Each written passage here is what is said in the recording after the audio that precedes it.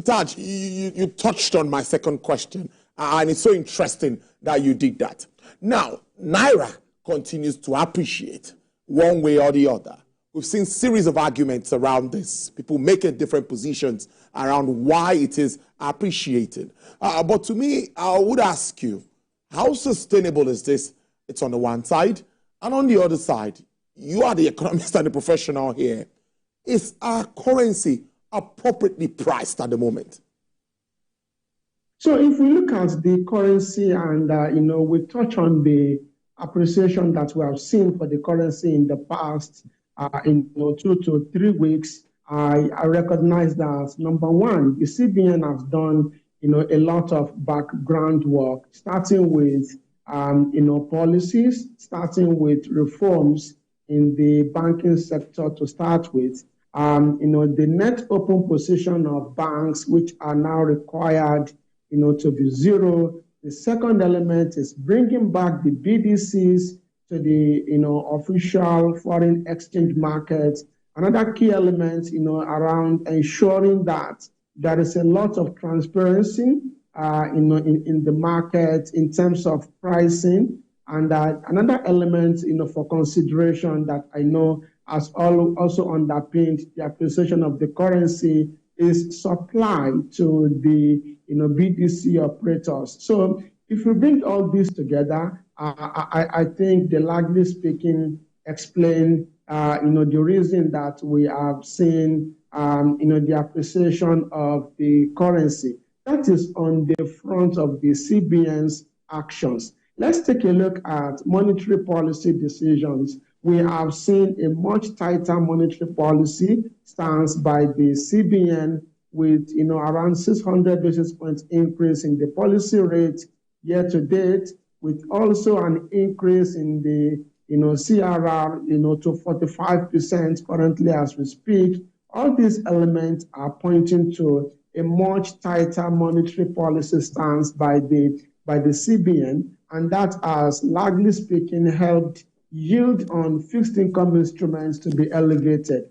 And accordingly, it has attracted foreign investors into the Nigerian market, and they have brought in new money. New money brought into the market looks like around $3 billion on a year-to-date basis. So that, largely speaking, is what is supporting the performance of the naira against the US dollars. Asking about its sustainability, I think sustainability is a function of a lot of factors. Number one, from an export standpoint, we need to sustain our export.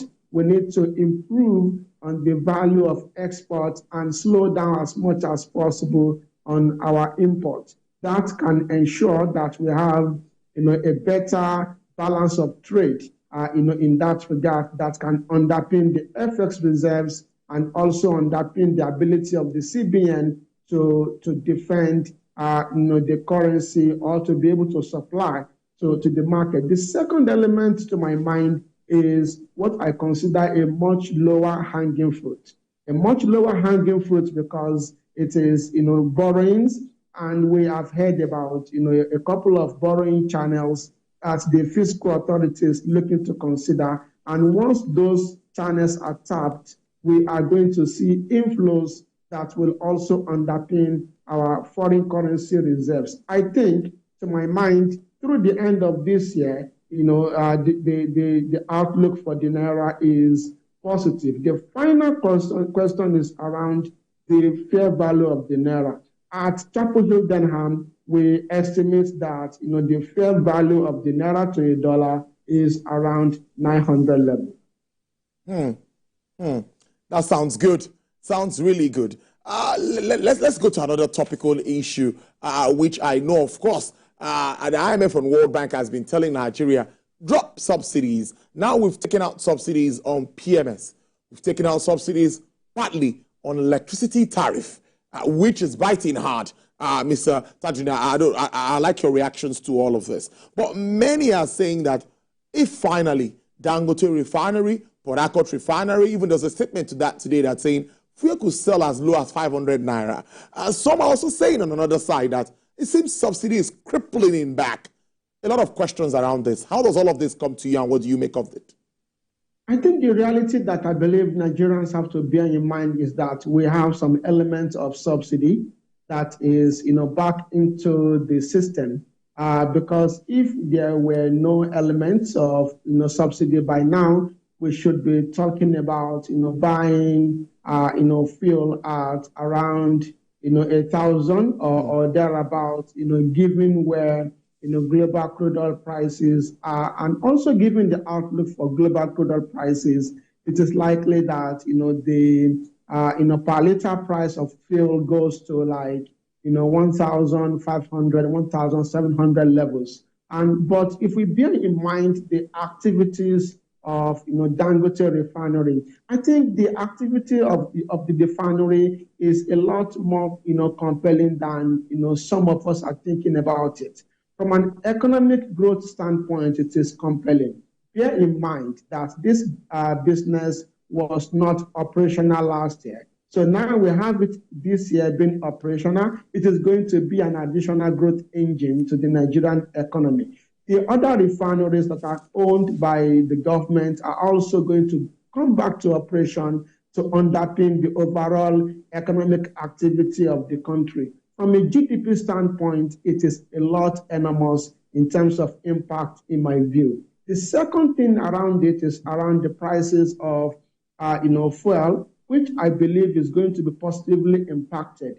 One key element is that the Nigerian government is considering selling crude oil at naira instead of selling in dollars. So they want to sell in naira. So what that implies is that the element of currency volatility, that risk is completely eliminated at the beginning of value creation for end users. So we should be expecting, petroleum product prices to moderate, to come down, over the next, couple of months, and that's, to my mind, will positively impact the consumer price index, which is used to measure the level of inflation. So the outlook for inflation in terms of the operation of Dangote refinery and the operation of the local, state-owned refinery, those elements are positive for inflation outlook. And I think it will just be a matter of months when we begin to see, all those positive elements in terms of impact to the Nigerian public. Well, this discussion would definitely not be complete if we don't touch on inflation. 33.2% is where we are at the moment. And there's a projection that it might get higher before we start to see it taper down. Now, for me, mine will be with electricity tariff for Band A consumers hitting about a 300% increase. And we just talked about fuel prices, which we still expect to start to decline. When do you think that we'll start to see inflation go down? The CBN says we are going to focus on inflation targeting. How does this correlate? So looking at inflation, I think there is one element that we should not miss out. That is around imported food inflation that we saw moderated in the month of March.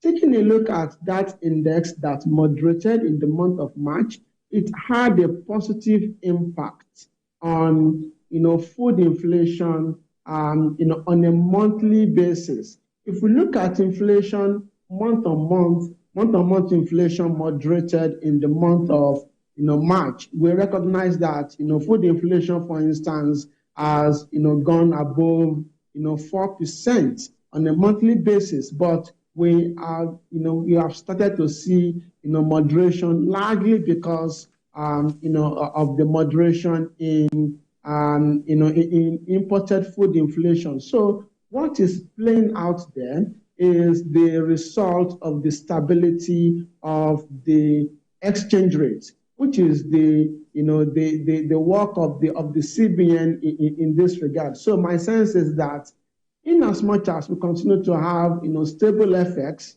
or even a better scenario where the naira continues to gain against the US dollars, imported food inflation is most likely going to go down. And if that goes down, food inflation on a month-on-month basis most likely will go down. If that materializes and it is sustained over the next couple of months, there are high chances that we will see year-on-year inflation moderate below 33%. But as we speak, at Chapel Hill Denham, our forecast is that inflation will hit around 34% before we begin to see a moderation from July, which will be reported in the month of August. But the way it will moderate is exactly the way I've described it. We see moderation in imported food inflation, we see moderation in food inflation, and then we see most likely moderation in year-on-year food inflation, and that will impact positively on inflation headline on a year-on-year basis from July, August, in my view. Well, a lot of expectations are really moving forward. Purchasing power of Nigerians continue to decline. Many will tell you that we're paying higher bills. We are yet to get increase in our pay or maybe salaries and all and wages. Now, my question will be, many expect that government should see to what minimum wage and all of that very soon. What impact do you think? Some say when this happens, inflation might go the other way. So how do we check and balance this? Because purchasing power remains low at this time. Mr. Taj. So it remains low. I agree with you absolutely, but I think there'll be a time lag, right? In terms of the current inflation level that we have and how minimum wage increase will play a catch up and drive inflation in the nearest future. So as we speak, we have started to see some price moderation of food prices. For instance, let me give you an instance. A bag of rice, for instance, has moderated to around 75, 77 from around well over 80,000 naira per bag. And I think it is largely reflective of the impact of stability in the currency. So when we have that kind of stability and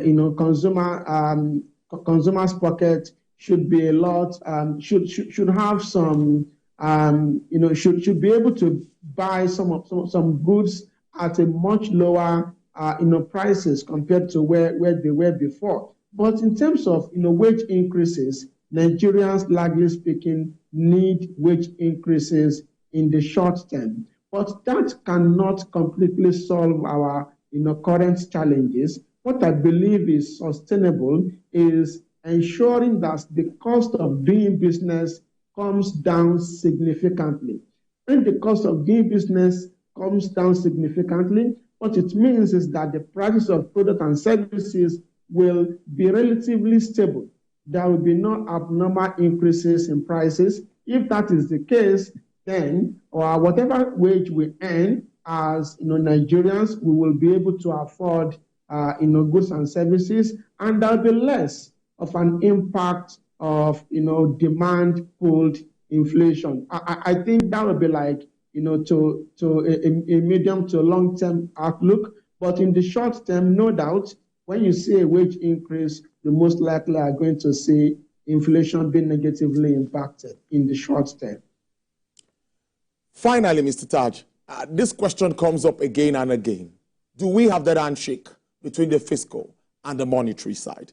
There are some funds that are supposed to have been released. That was also in the news today for small businesses and all of that, hanging within the financial institutions. And CBN might, according to the report, might be asking for all of these funds. Why are we not getting these funds to those that really need them? We hear of large funds and banks, but business owners are always difficult to access it.